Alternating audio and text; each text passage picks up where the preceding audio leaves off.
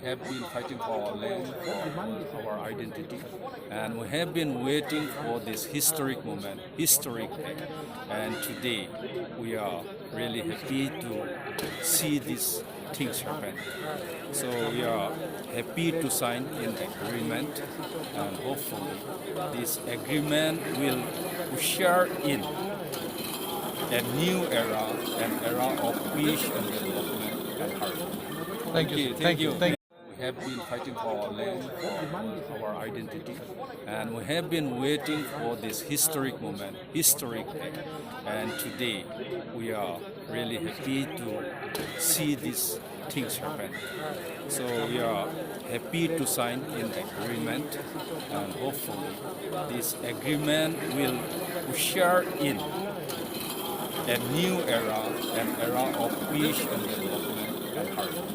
Thank you.